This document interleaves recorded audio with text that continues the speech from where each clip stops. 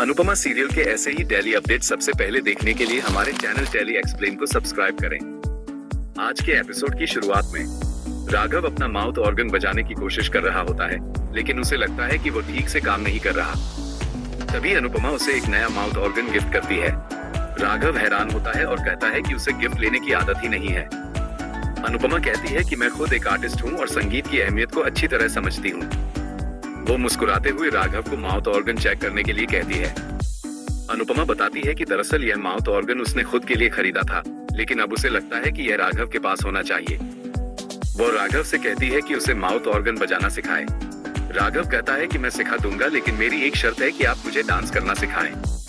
अनुपमा मान जाती है और दोनों अगले दिन से प्रैक्टिस करने का फैसला करते हैं। अनुपमा राघव को माउथ ऑर्गन बजाने के लिए कहती है। राघव वो बजाता है और अनुपमा उसे शांत होकर सुनती है। उसकी धुन सुनकर अनुपमा को माही की पुरानी बातें याद आ जाती हैं और वो दुखी हो जाती है। राघव देखता है कि अनुपमा परेशान है तो वो उससे पूछता है कि क्या बात है। अनुपमा खुलकर कहती है कि वो माही और राही को लेकर उलझन में है। वो किसका साथ दे ये समझ नहीं पा रही है। साथ ही कहती है कि मोटी बा को हमेशा लगता है कि वही गलत है। राघव उसे शांत रहने और थोड़ी देर आंखें बंद करके रिलैक्स करने की सलाह देता है। अनुपमा आंखें बंद करती है और राघव माउथ ऑर्गन बजाता है। इसी बीच सोसाइटी के कुछ लोग अनुपमा और राघव के बारे में बातें बना रहे होते हैं। वो कहते हैं कि अनुपमा शायद तीसरी शादी की तैयारी कर रही है। इसके बाद अनुपमा घर आते हुए फैसला करती है कि वो माउथ ऑर्गन बजाना जरूर सीखेगी। तभी वो घर में राही को देखती है। राही कहती है कि मुझे आपसे बात करनी है। अनुपमा कहती है कि तुझे तो मुझसे कोई बात नहीं करनी थी ना।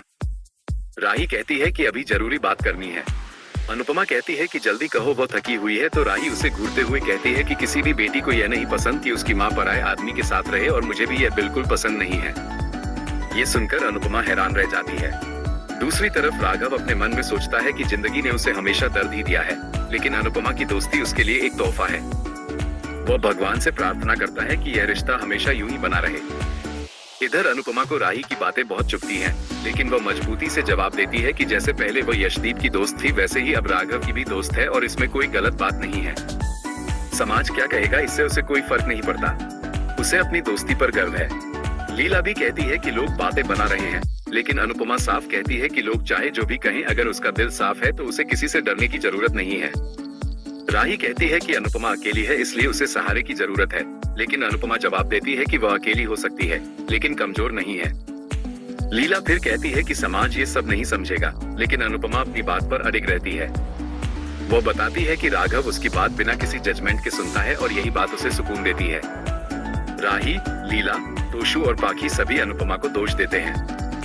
अनुपमा भावुक होकर कहती है कि उसने हमेशा अपने परिवार का साथ दिया, लेकिन कभी कोई उसका साथ देने के लिए नहीं खड़ा हुआ।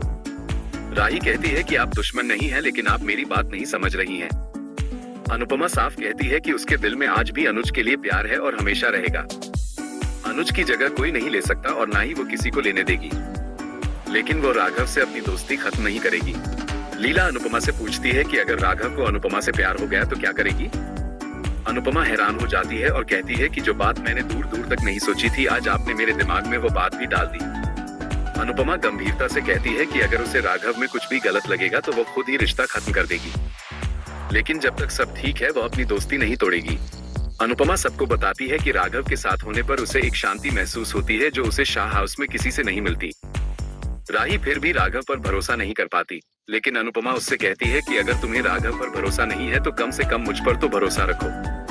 अनुपमा पूरे आत्मविश्वास से कहती है कि मैंने आज तक कुछ गलत नहीं किया है, और यदि कभी मुझसे गलत हो गया तो लोगों से पहले मैं खुद अपनी नजरों में गिर जाऊंगी। अनुपमा भावुक होकर वहां से चली जाती है और राही भी चली जाती है। लीला फिर चेतावनी देती है कि जब तक अनुपमा को सच्चाई समझ आएगी तब तक शायद बहुत देर हो चुकी होगी। दूसरी तरफ राजा गिटार लेकर गाना गा रहा होता है और बादशाह उसकी वीडियो बना रहा होता है। बादशाह परेशान होकर कहता है कि वो वीडियो बनाना बंद कर दे, उसे बहुत नींद आ रही है।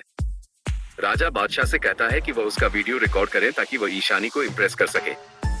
बादशाह वीडियो बनाता है और राजा बेसुरी आवाज में गाना गाता है। तभी अनिल आकर गार्ड्स को डांटता है और कहता है कि इतनी रात को कौन परेशान कर रहा है, उसे बंद कराओ। तभी राजा बताता है कि वो गाने की वीडियो बना रहा है।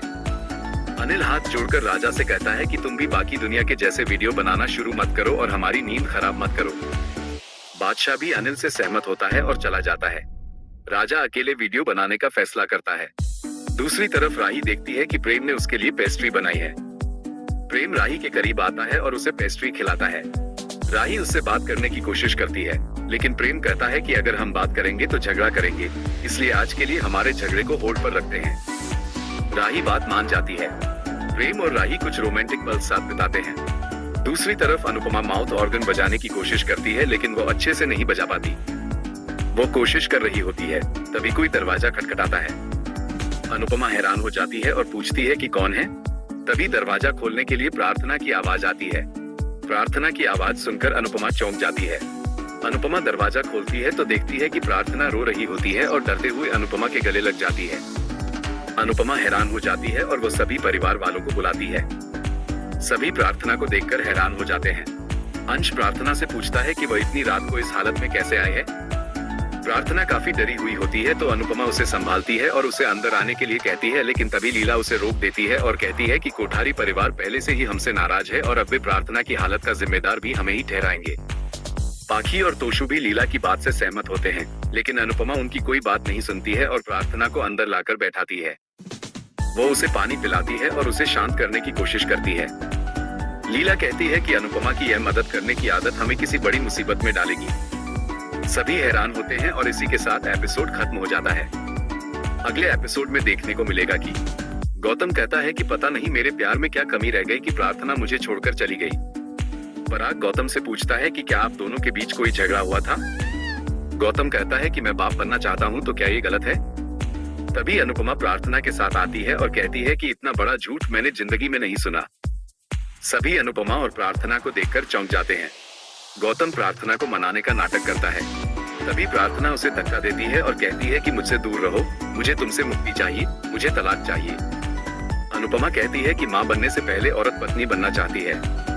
क्या तुमने प्रार्थना को पत्नी होने का सम्मान दिया है। मोटी बा कहती है कि दामाद का सम्मान करना हमारी परंपरा है।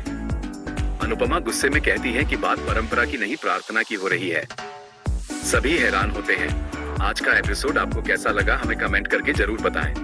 साथ ही ऐसे ही डेली अपडेट्स के लिए इस वीडियो को लाइक करें और हमारे चैनल को सब्सक्राइब जरूर करें।